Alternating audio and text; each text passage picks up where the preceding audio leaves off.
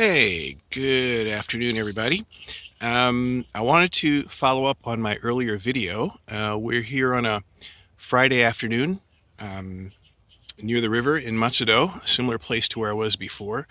It's a workday afternoon, but with the number of retirees in Japan these days, that means less and less. I'm gonna hope I'm standing on more stable ground than last time. Anyway, I wanted to follow up on that video I did before. Mostly because you couldn't see my feet, and that's really important. I wanted to hopefully get you guys a view of my lower half, and so you can see what that's doing, because that really is a big part of this. So once again, the form, the exercise is called Tongbi or Tongbejang, and so I've got the phone now vertical, so it's going to be a more narrow field of view. But I tried it in landscape horizontal, and no matter what I did, you still can't see my feet. So hopefully this time I'll be able to make it so you can see what my feet are doing. So once again, just to review, and what's going to happen is I need to back up so you can see what I'm doing, but then you won't be able to hear me, so I'm not going to talk. So once again, it's for two people. And person A, I'll show you what person A was doing, and hopefully you'll be able to see my whole body, so you can see both the footwork and the hand positioning. So I'm going to back up now. You won't be able to hear me, but I'll just do it from front view and then a side view.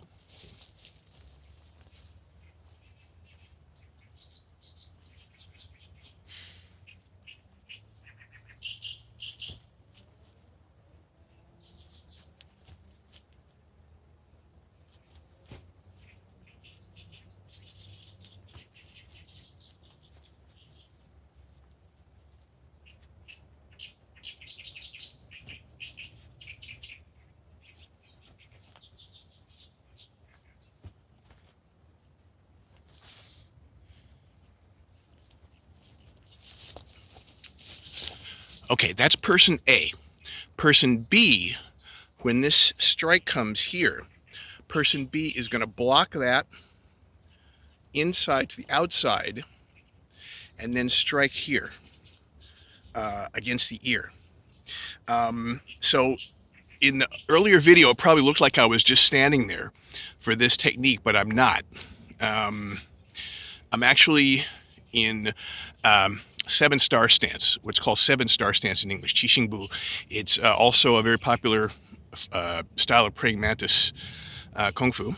And first I'll show it to you, and then I'll explain a few points about it. So this is person B. Okay, hang on.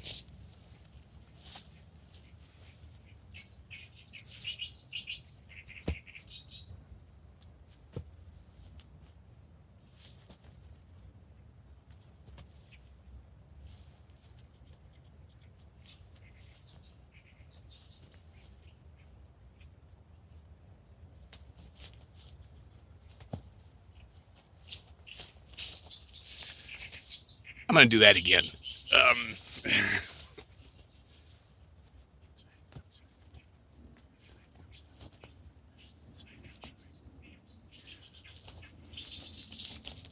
Okay, I hope you could see. I hope you could see my feet there.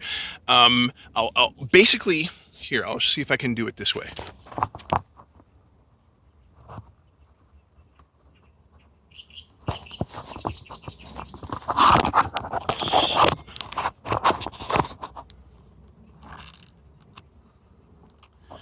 Okay, so as you can see, I'm gonna have to reposition the phone now. Anyway, as you can see, one foot is forward and the front of the foot is elevated. It's unlike the natural stance, or Zuranbu, Shizendachi in Japanese. Hang on a second. I lost my little bracing piece here. Hang on a second. Okay. So this stance is actually it's a very classical Chinese stance. And from 90 degrees left, 90 degrees right, if someone comes at you from, if you're in this stance, and someone's coming at you from 90 degrees left, 90 degrees right, they could knock you over pretty easily. Where it's really strong is 0 degrees straight forward and 180 degrees straight back. Because you've got this foot that's planted this way. And unlike a natural stance, if I step forward and try and hit someone, they can just pull me and keep that momentum going. And I won't, especially if they, disrupt my lower leg, kick me in the knee, or, disrupt my balance in my front leg. It's pretty easy to pull me and keep me going. And then, they'll be able to do some technique. This stance, if I've got this foot elevated, this front foot, it's a lot harder because my weight is actually on my back foot. So because my weight is not on my forward foot, it's not even in the center, it's on my back foot. So I'm very strongly planted in back. So if they try to do something to this foot, it's not going to throw my balance off. I'm still planted on my back foot. Moreover, in an offensive way, in an attack stance, if you see the shape of the foot here, it's a hook. It's a hook. So especially if I turn it like this, it's very good for sweeping, doing foot sweeps. And that is actually a skill you can practice if you have a partner or even an inanimate object like a pole. Make that hook and wrap it around that pole, or wrap it around your opponent's ankle. Make sure you have a snug fit, and then you can either sweep forward like this, sweep them forward so they fall forward, or you can, if they try and hit you, move past that and sweep behind them. Sweep behind them, depending on where their weight is. So they'll either go forward like that, or they'll go like, back like that. As you practice this, you want to try and not to look down at your foot. Look at the opponent. Look them in the eye. If you're looking down at your foot, they're probably going to figure out that you might be getting ready to do some kind of foot technique. So look at the opponent, see their center, but know where their feet are, and be able to use that hook and then sweep. Also, before, I was talking about when you do this, I'll show you once again how this center mass uses a sinking energy. Hang on one second, I'll show you again.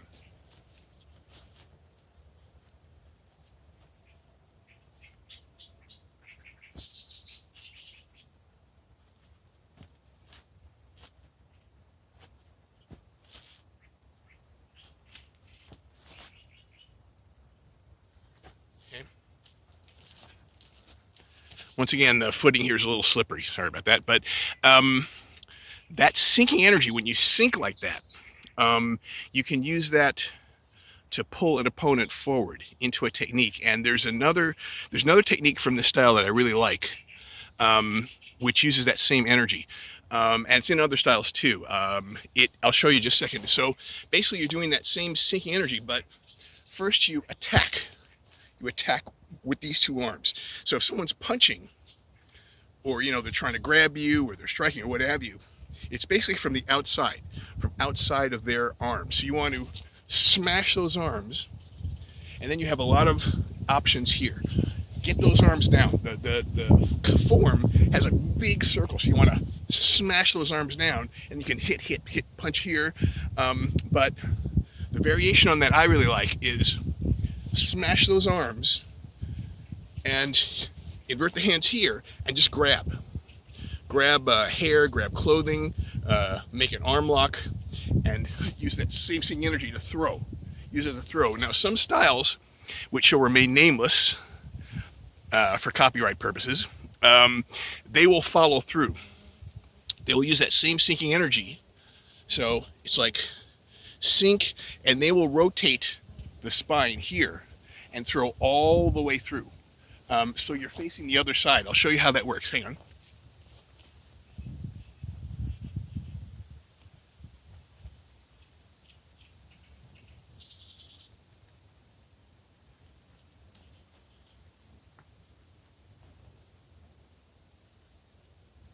Okay. So that when you're throwing someone, you're facing the same way they're facing. For this technique, you're throwing them behind you, but you're keeping your eyes forward in case there's more opponents or something like that. And I'll tell you a little bit more fun thing about this. Hang on a second, let me show you.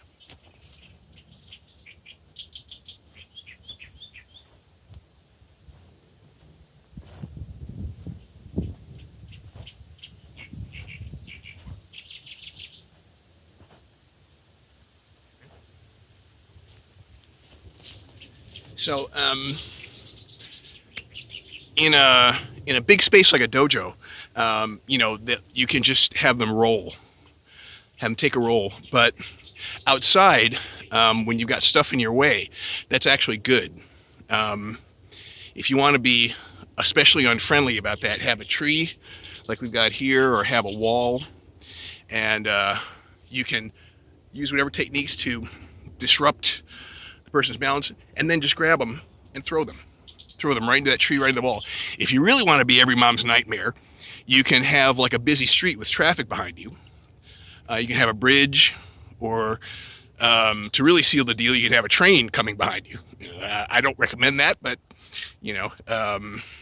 if things get to that point, I hope they don't. But it's like you want to finalize the arrangement. That's the way to do it. Anyway, so back to this Tongbijang. One thing about it is that now person B is going 1, 2, 3, 1, 2, 3, 1, 2, 3. So if you see me doing that stance, I have my right hand and right foot forward, and then I have my left hand and left foot forward. There's two approaches to that stance. One is that if I have the same foot, same hand, so I'm planting my foot, swing my hand up, using my hips, shoulders, everything's going into that strike. It's really powerful. It's strong. It's going to be a bam like that. On the other hand, if you can do this right now. If you watch someone walking, their hands and feet will be moving opposite to each other. It'll be left hand, right foot, left foot, right hand, right foot, left hand. So they're swinging opposite to each other. So if I'm hitting someone like this, that's a more natural motion for me. It's the same way I walk, and arguably it's better balance. So whichever one, there's different options. If my foot is here, I hit them. Now I want to sweep them. My right foot is forward, so I will sweep. So I'm doing this from the outside. I'm doing this from outside of them. So I will sweep across their body like this.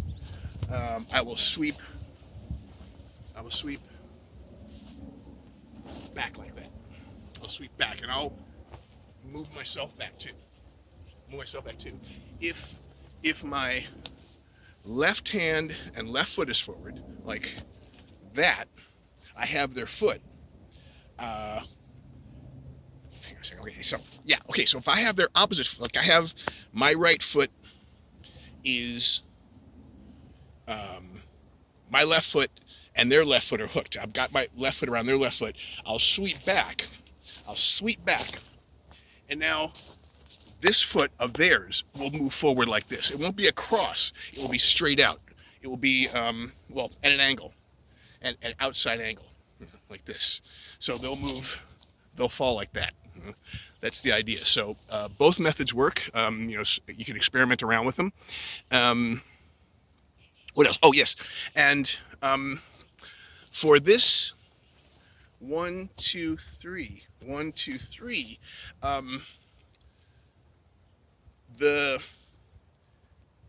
it's easy. It's very easy to see. Oh, well, I should just immobilize their hand, and I should be grasping here, immobilize their hand, and then hit them in the ear. But when you do this stroke, when person A does this strike, they're going to use that same hand to block that strike. So for the purpose of the exercise, you just want to guide their hand down.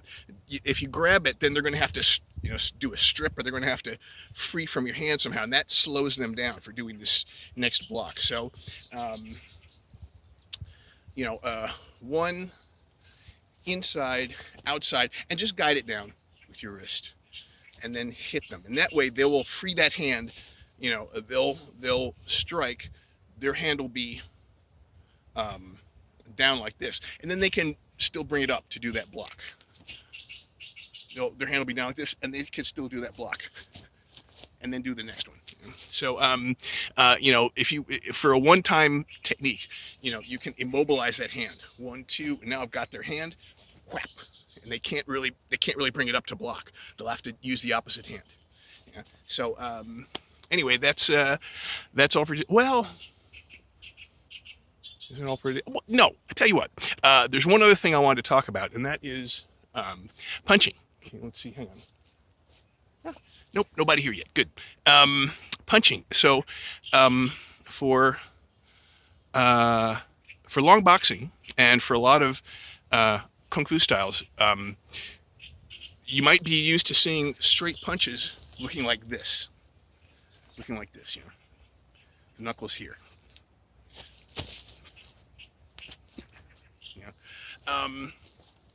For our style in particular, we actually have 4 different punches. One is this what you see often as a straight punch. For us, we call it Wotren, sleeping fist. So it's like you're sleeping like this. And this is more for lower targets. So you're hitting here on these knuckles. More for lower targets, you know. For our middle section, for the middle section, what we call a straight fist is actually here. The hand is vertical like this. I don't know how this pans out medically, but in my opinion, because you're not trying to hit bones, you're trying to disrupt the organs past the bones. So if the rib cage, like for example, the rib cage is here, but your fist is going, your knuckles are going like this, right? So it's like you're trying to hand someone a pizza flatwise through the jail cell. You want to turn that sucker the same way the bars are oriented, so you can get that pizza through to your friend. Yeah? So this way, you're going, your knuckles, you can press them against your rib cage and they're going the same direction. Yeah? So to me, it's more efficient to transfer that disruptive energy past that guarding rib cage and into the organs. You're kind of like putting the key in the lock in a way. That's just my take on it. I mean, maybe I need a doctoral degree to talk more about this, but that's just my idea. So the third punch is called Ang Tren. Ang means to lift up. You're picking up a bucket. And that's for upper targets, especially the nose, the philtrum here, here. Yeah. I think some styles call this a cannon punch, maybe Wing Chun. Some of you guys might know this as a cannon punch, punching up here. Yeah? So the fourth one is, I forget what it's called, but basically it's other styles have it too. You're inverting your hand this way, so you're punching here, and in the forms we don't in this particularly in long boxing, we don't like to hit air molecules are always going to win, so we like to hit, get that impact. So this punch, usually you'll see this kind of technique. Some other styles have it too, and the idea is to hit the temple here. Sweep and hit here, bam. So 1, 2, 3, 4. 1, 2, 3, 4. So 4 different punches for 4 different classes of target. Anyway, hope you guys enjoyed that, and what do you know? We got the place to ourselves. Coolness. So I'm gonna enjoy a bit of the afternoon breezes, and hope you guys enjoyed that. Let me know if you have any questions or anything about it. I might have zoomed through it a little fast, but yeah. So give it a shot, and let me know what you think. Take care. Have a good day. See ya.